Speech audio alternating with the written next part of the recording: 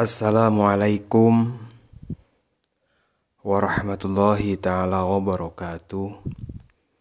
Alhamdulillahirabbil alamin. Wassalatu wassalamu ala asrofil anbiya'i wal mursalin Sayyidina wa maulana Muhammadin wa ala alihi wa sahbihi ajma'in. Allahumma sholli ala Sayyidina Muhammad Salatan yakthuru biha mali wa yastaqimu biha hali wa ala alihi wa sahbihi ajma'in, amma ba'du. Kaum muslimin dan muslimat dimanapun Anda berada, alhamdulillah kita bisa berjumpa lagi dalam kesempatan yang insya Allah diridhoi oleh Allah Subhanahu wa Ta'ala. Semoga perjumpaan kita adalah perjumpaan yang membawa berkah, membawa perubahan, membawa manfaat dalam kehidupan Anda. Amin ya rabbal alamin. Pada video kali ini secara rinci saya akan mengajak Anda yang pada saat ini masih mempunyai amanah, masih mempunyai kewajiban yang harus segera dibayar, di mana hal ini pernah saya lakukan ketika saya mempunyai amanah yang sangat besar, kurang lebih 1,5 miliar. Alhamdulillah, dengan mengamalkan amalan-amalan yang akan saya jelaskan kepada Anda, amanah saya sebesar 1,5 miliar lunas dengan keajaiban yang diberikan oleh Allah Subhanahu wa Ta'ala. Seperti apa kiat dan caranya? Sebelumnya, silahkan bagi Anda yang menonton video ini belum subscribe, ringankan tangannya untuk subscribe channel saya ini. Semoga yang sudah subscribe rizkinya dimudahkan oleh Allah, umurnya dipanjangkan. Jangan lupa Anda nyalakan tombol lonceng notifikasinya agar ketika saya membuat video terbaru, memberikan motivasi, memberikan kajian, Anda bisa mendapatkan atau bisa mendapatkan nasihat dari saya ini. Kemudian silahkan Anda klik tombol jempolnya. Dan jangan lupa Anda juga tulis doa terbaik Anda, tulis hajat Anda di komentar, agar banyak yang melihat doa Anda, agar banyak yang mengaminkan hajat Anda, sehingga dengan banyaknya yang mengaminkan, hajat Anda cepat dikabulkan oleh Allah Subhanahu wa Ta'ala. Kaum muslimin yang dirahmati oleh Allah, pada video kali ini jangan di-skip atau Anda hanya menonton sepotong-sepotong. Sekali lagi, buat Anda yang ingin melunasi hutangnya secara ajaib, dengan cara yang sangat spiritual tentunya, dengan kita membuka kesadaran, maka sejenak Anda sempatkan waktu untuk menyimak video ini dengan seksama, harus sampai selesai. Kalau di-skip, saya jamin Anda akan gagal paham. Anda jangankan mendapatkan ilmu bagaimana lepas dari jeratan hutang, Anda pasti akan gagal paham. Maka jangan di-skip, dan tunggu video ini sampai selesai. Tidak membutuhkan waktu lama kaum muslimin untuk menyimak apa yang akan saya sampaikan ini, yang insya Allah sangat bermanfaat dan berdampak dalam kehidupan Anda. Ada 5 amalan penting yang perlu Anda ketahui atau perlu Anda praktekkan. Dan di poin yang terakhir atau poin yang nomor 5 adalah poin yang sangat luar biasa, yang sangat ajaib, yang harus Anda rubah dalam hidup Anda. Sekali lagi kaum muslimin, saya tegaskan, di sini saya akan membahas tentang bagaimana caranya membayar hutang. membayar hutang dengan jalan keajaiban dari Allah, sang pemilik kehidupan ini. Saya meminta kali ini Anda sambil menyimak, tolong buka kesadaran Anda. Anda jangan meronta-ronta. Buat Anda kaum muslimin yang punya hutang ya, jangan meronta-ronta. Gimana ini Ustadz, besok saya harus bayar. Gimana nih Ustadz, saya sudah jatuh tempo. Saya sudah dikejar ini, dikejar itu, dikejar tagihan. Jangan meronta-ronta. Yang sabar. Kalau sabar nanti pasti dikasih solusi. Sadari sekali lagi kaum muslimin. Sadari bahwa yang punya niatan hutang dari awal itu Anda. Diri Anda. Lalu hari ini Anda menyalahkan kondisi. Anda menyalahkan Allah. Anda menyalahkan Allah seakan-akan Allah jahat.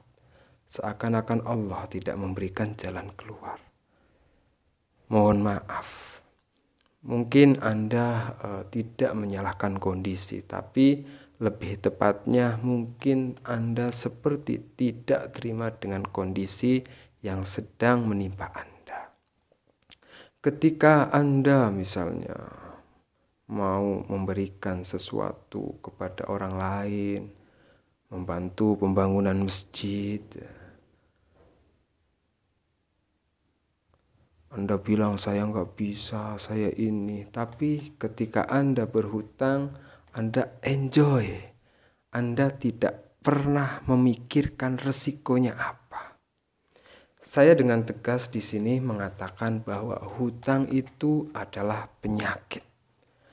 Penyakit yang kalau sudah menjadi habit, maka ini akan terus berulang. Naudzubillah min dzalik. Kenapa saya bilang hutang ini penyakit? Bahkan lebih ganas dari yang kanker, dari tumor. Kalau kanker fatal-fatalnya dia merenggut satu nyawa, misalnya naudzubillah. Tapi hutang ini penyakit yang naudzubillah min dzalik, yang harus cepat kita sembuhkan, karena hutang ini bisa menghilangkan banyak hal dalam kehidupan kita. Menghilangkan ketenangan, menghilangkan keharmonisan sebuah rumah tangga, menghilangkan kenyamanan dalam hidup ini.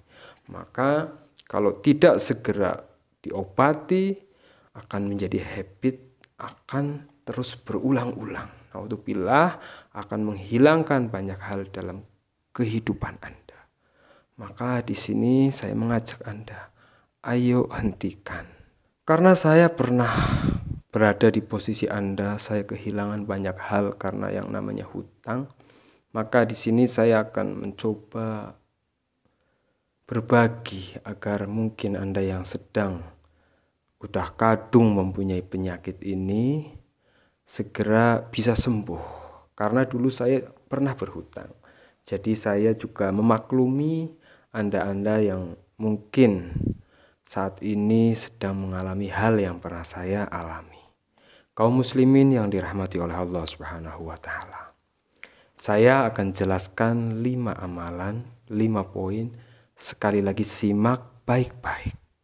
Simak dengan hati yang tenang, simak dengan pikiran yang damai agar apa yang sampaikan masuk ke hati Anda. Setelah masuk akan menjadi perbuatan, setelah menjadi perbuatan akan menjadi perubahan dalam hidup Anda. Yang pertama adalah Anda harus benahi dulu kata. Maksudnya gimana Ustadz? Karena kata itu memiliki energi yang sangat luar biasa. Hidup kita di masa yang akan datang itu tergantung bagaimana kata kita hari ini. Apa saja yang kita ucapkan itu akan mempengaruhi kehidupan kita di masa mendatang. Maksud saya begini kaum muslimin. Maksud saya tentang kata itu ada beberapa kata yang harus dirubah. Bukan beberapa sebenarnya, hanya satu dalam hal ini. Satu saja, nggak usah banyak-banyak. Satu saja, satu kata yang harus Anda rubah. Buat Anda yang kebiasaan ngomong hutang atau berhutang. Sekarang kata itu dirubah, dibuang sejauh mungkin. Bahkan Anda hilangkan kata itu dari diri Anda, dari ingatan Anda. Kalau bisa, meskipun tidak bisa, anggap saja kata hutang atau kata utang itu nggak ada. Jadi buat Anda yang ingin membayar hutang, mulai hari ini Anda yang ingin lunas hutang, mulai hari ini ganti kata hutang itu diganti dengan kewajiban. Bahkan sejak Anda mendengarkan video ini, mulai detik ini Anda ganti kata hutang dengan kewajiban. Selain kewajiban mungkin dengan kata amanah misalnya. Jadi mulai sekarang Anda ucapkan yang tadi itu, kata-kata itu Anda ganti dengan kewajiban. Karena memang membayar itu adalah sebuah kewajiban kaum muslimin. Jadi anggap saja itu memang kewajiban. Ini perlu digarisbawahi oleh Anda. Kenapa kalau Anda terus mengatakan hutang, ingat hutang, yang ada Anda sedang memanggil hutang sebenarnya. Segimanapun kamu tidak mau secara lisan tentang hutang tersebut, tetap saja itu akan terpanggil. Jadi kaum muslimin, jujur saja, karena kebiasaan ngomong hutang, maka justru bukan hutang malah pergi, hutang lunas dan lain-lain.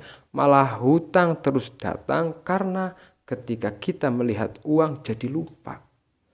Hal ini mempengaruhi namanya psikologi kita kaum muslimin. Maksudnya gini, misalnya Anda sedang butuh uang, ya. Lalu tiba-tiba muncul apa di pikiran Anda? Pasti munculnya adalah hutang. Jadi di saat Anda butuh uang, ya misalkan Anda mau buka bisnis, buka usaha, kemudian apa yang Anda pikirkan? Modal, ya kan? Apa yang ada di pikiran Anda? Pasti nggak punya modal, nggak ada modal. Ketika bicara tidak punya modal, yang otomatis muncul dalam pikiran Anda, dalam hati Anda adalah hutang. Seakan-akan loh ya, Anda tidak percaya. Seakan-akan Anda menghilangkan keajaiban dari Allah Subhanahu wa Ta'ala. Sama. Saya juga pernah berhutang. Sejak saya merubah kata berhutang dan saya tahu resikonya, saya tidak mengambil jalan itu. Saya lebih mengambil jalan keajaiban dari Allah Subhanahu wa Ta'ala. Jadi setelah saya bukan lagi berkata tentang saya punya hutang segini, saya rubah. Saya punya kewajiban segini, saya punya amanah segini. Sehingga ketika apapun saya mau mulai usaha, memulai bisnis, ingat modal enggak, langsung ingat hutang. Nah ini kan bahaya. Ini yang akhirnya menjadi habit, penyakit berulang-ulang. Sudah lunas, ngambil lagi. Sudah lunas, ngambil lagi. Padahal sudah tahu bahwa hal itu tidak mengenakan. Maka kaum muslimin, berlahan bagi Anda yang punya hutang, dari sekarang katakan bahwa hutang itu tidak ada. Yang ada adalah kewajiban. Ganti kata hutang dalam pikiran Anda, pokoknya dalam alam bawah sadar Anda, dengan kata kewajiban atau amanah. Ini penting, ini poin yang pertama. Kalau poin yang pertama ini sejak Anda menonton video ini Anda tidak praktekkan, jangan harap akan berhasil. Jangan harap Anda akan mendapatkan keajaiban dari Allah. Jadi intinya poin pertama adalah rubah mindset Anda, kata Anda yang setiap hari saya punya hutang segini, saya pusing karena hutang dan lain-lain. Ganti kata hutang itu menjadi kewajiban atau amanah. Yang kedua yaitu apa kaum muslimin? Sadari dengan sesadar-sadarnya, Anda harus menyadari dengan kesadaran tinggi dari hati yang bersih bahwa Allah tidak akan pernah membebani manusia, membebani hambanya di luar batas kemampuannya. Seperti yang difirmankan oleh Allah dalam Al-Quran, la yukallifullahu nafsan illa wus'aha. Tidak ada ujian, tidak ada cobaan, meskipun ulah tangan kita sendiri, Allah pun akan bertanggung jawab. Dan semuanya yang membereskan Allah. Jadi jangan berpikir bahwa Anda bisa melunasi kewajiban Anda. Jadi kalau Anda membiasakan diri, Allah yang akan selesaikan kewajiban Anda. Allah yang akan mencukupkan kewajiban Anda. Dan Allah yang akan bayar semua kewajiban Anda dan amanah Anda. Maka itu yang akan terjadi. Kewajiban Anda, kewajiban kita, Allah juga yang mengurusi. Karena Allah sudah berjanji, ini janji Allah, bukan janji manusia. Allah janji bahwa kalau kita diberikan ujian dan kesulitan itu, gak bakalan di luar batas kemampuan kita. Dengan kata lain, Allah menganggap kita mampu untuk menyelesaikan itu, menyelesaikan kewajiban, menyelesaikan amanah. Sekarang saya mau nanya pada Anda semua kaum muslimin. Anda boleh menjawabnya nanti di kolom komentar. Jawab pertanyaan saya dengan jawaban dari hati Anda. Saya mau tanya satu hal. Benarkah selama ini Anda percaya dan yakin sama Allah? Benarkah selama ini Anda benar-benar yakin akan pertolongan Allah? Benarkah selama ini Anda yakin akan keajaiban dari Allah? Kalau Anda benar-benar percaya dan yakin sama Allah, pasti hilang yang namanya kegalauan. Hilang yang namanya kerisauan. Karena saya mencoba untuk membuka paradigma Anda pada pertanyaan ini. Dan juga saya pernah mengalami apa yang Anda alami kaum muslimin. Sebenarnya kalau saya mau berpikir sekaligus bertanya pada Anda. Hari ini umur sudah menjelang 40 tahun. Coba flashback dari mulai kita tahu dan sadar bahwa kita punya masalah. Adakah masalah sampai detik ini, masalah Anda, cobaan Anda yang tidak Allah selesaikan? Sekalipun Anda tidak berpikir ataupun berpikir keras, semuanya Allah selesaikan. Ini apa? Ini menunjukkan bahwa Allah ingin menepati janji. Gak akan, kata Allah, gak akan kuberikan cobaan seorang hamba di luar batas kemampuannya. Seperti itu kaum muslimin. Jadi buka kesadarannya. Setelah Anda sadar, dalam hati Anda pasti akan berucap, saya yakin, saya percaya bahwa Allah tidak akan membebani sesuatu apapun itu kepada saya di luar batas kemampuan. Pasti Allah berikan solusi dan berikan kemudahan. Dan kalimat Allah, la yukallifullahu nafsan illa wus'aha, bahwa Allah tidak akan membebani seorang hambanya di luar kadar kesanggupannya, adalah kalimat Allah ini ingin menggiring pikiran kita kepada solusi. Jelas ya, saya sudah berikan penjelasannya itu. Yang kedua, buka dulu kesadaran Anda. Kemudian setelah Anda membuka kesadaran Anda akan maha baiknya Allah, akan kemurahan Allah, akan pertolongan Allah. Kemudian yang ketiga adalah menyadari juga. Ini konsepnya kesadaran lagi.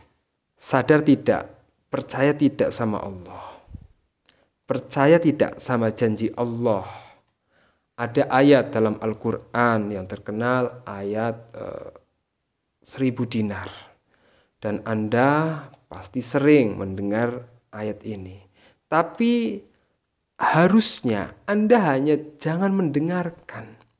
Cobalah belajar artinya apa dari ayat itu. Wa may yattaqillaha yaj'al lahu makhraja. Arti mudahnya adalah wa may yattaqillaha, barang siapa bertakwa kepada Allah, yaj'al lahu makhraja, maka Allah akan memberikan yaj'al, jalan keluar dari arah yang tidak disangka-sangka. Wa yarzuquhu min haitsu la yahtasib. Kemudian Allah akan memberikan rizki dari arah yang terduga. Cobalah belajar artinya apa. Allah menjanjikan sesuatu. Allah akan berikan rizki dari jalan yang tidak pernah engkau duga. Kalau engkau terus menduga-duga, saya nggak mungkin nih bisa bayar kewajiban. Anda punya pikiran seperti itu. Saya nggak mungkin bisa menyelesaikan amanah saya. Kalau kata-kata Anda yang kamu yakini, yang Anda pahami, yang Anda yakini seperti itu, bagaimana bisa Allah menolong Anda? Walaupun sebenarnya Allah bisa berikan rezeki dari jalan manapun, bahkan tidak pernah terpikirkan oleh Anda, hanya saja Anda yang membatasi jalan itu. Anda menutup diri, Anda membentengi diri dengan prasangka-prasangka yang tidak baik seperti itu kepada Allah Subhanahu wa Ta'ala. Allah sudah mengasihi, Anda menutup diri. Jadi nggak bisa. Semua terjadi dengan apa yang kita pikirkan. Maka ini na'udzubillah min dzalik. Beristighfarlah kaum muslimin. Astaghfirullah. Kalau memang ada kata seperti itu, toh Anda hari ini yang ingkar. Tiap hari kita yang ingkar, setiap hari selalu diberikan makan sama Allah, diberikan rizki sama Allah, diberikan nafas sama Allah. Nah, kita nggak sadar selama ini kita mengabaikan kebaikan Allah Subhanahu wa Ta'ala. Kalau Anda sadar bahwa Allah pasti berikan rizki dari jalan yang tidak pernah engkau duga. Jadi segimanapun Anda menduga-duga rizki itu datangnya dari mana, tetap saja tidak diduga rizki datangnya dari mana. Karena ayat ini, ayat 1000 dinar, nggak akan berubah. Kalimat ini nggak akan berubah. Jadi ayo kaum muslimin, buka kesadarannya. Kalau Anda berada di poin 2 ini saja, yang pertama, Allah tidak akan membebani masalah di luar batas kemampuan seorang hamba, yakini, percayai. Kemudian yang kedua, bahwa Allah bisa saja, sangat bisa berikan rizki kepada Anda dari jalan yang tidak pernah Anda duga. Dengarkan video ini baik-baik.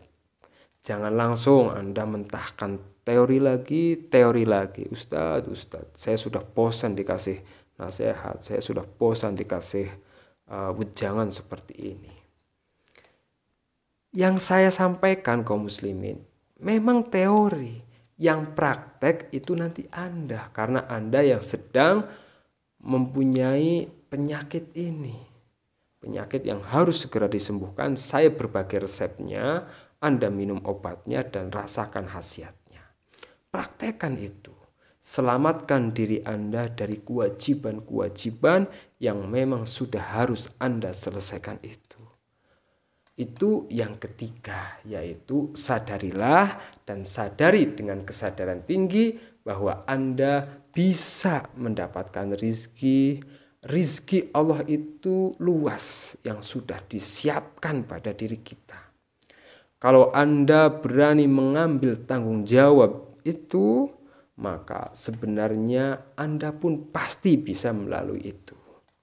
Ya, saya bisa melunasi kewajiban saya. Saya bisa melunasi amanah-amanah saya. Anda harus tegaskan, afirmasikan dalam hati Anda bahwa Anda bisa, Anda mampu, seberapa besar pun kewajiban Anda, seberapa besar pun amanah Anda, itu masih di luar, masih di dalam batas kemampuan Anda. Yakini, afirmasikan ke dalam hati Anda. Itu yang ketiga. Kemudian yang keempat, kaum muslimin yang dirahmati oleh Allah Subhanahu wa taala. Ini juga cara ajaib.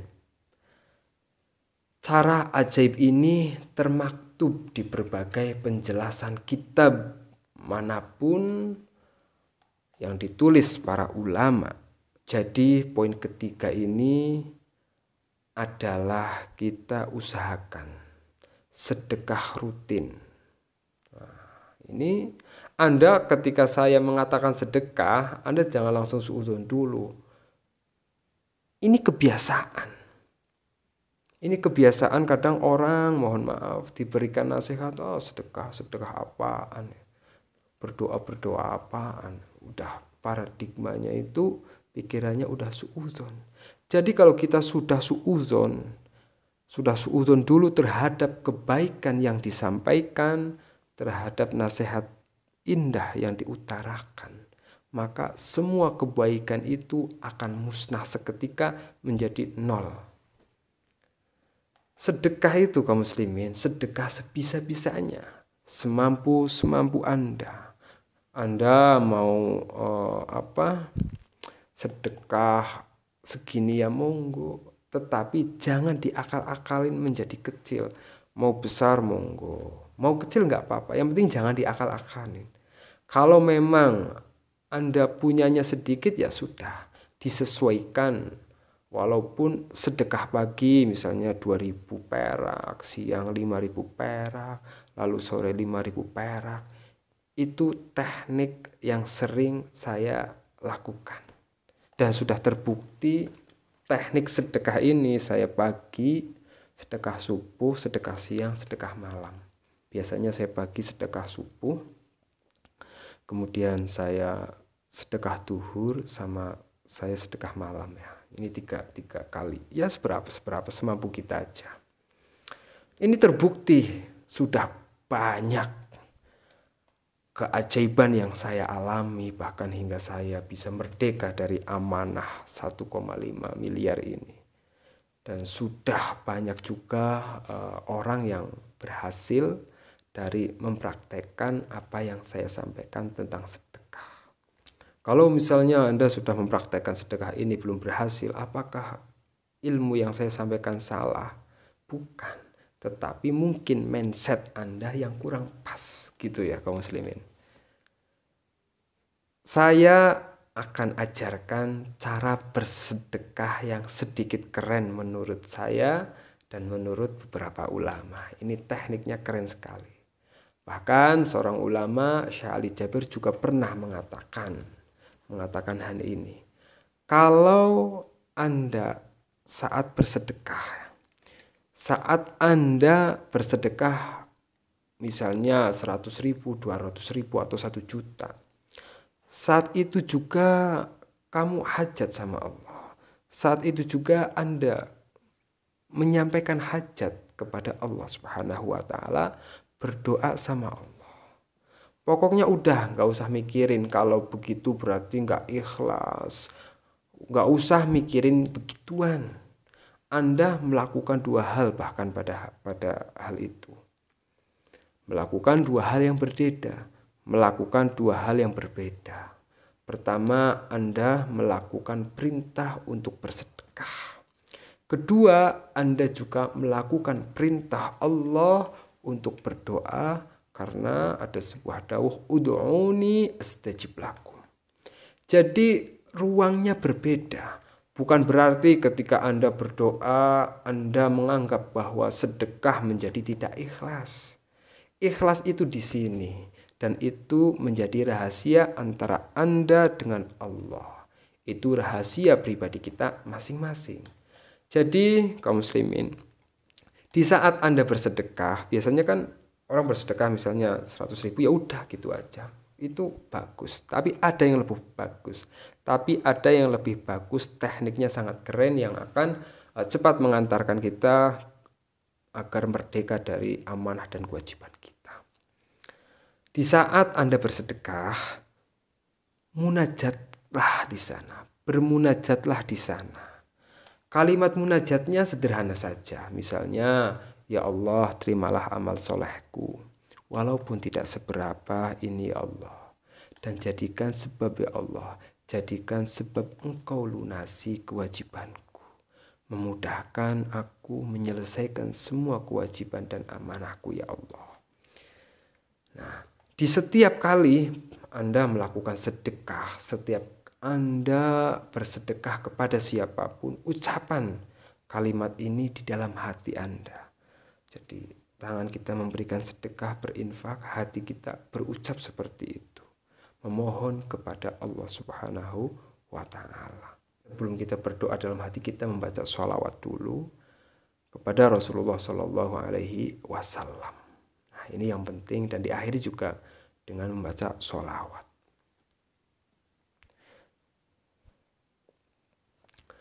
Kaum muslimin, pertama Anda harus sadar bahwa niat mau menyelesaikan kewajiban itu sangatlah mulia.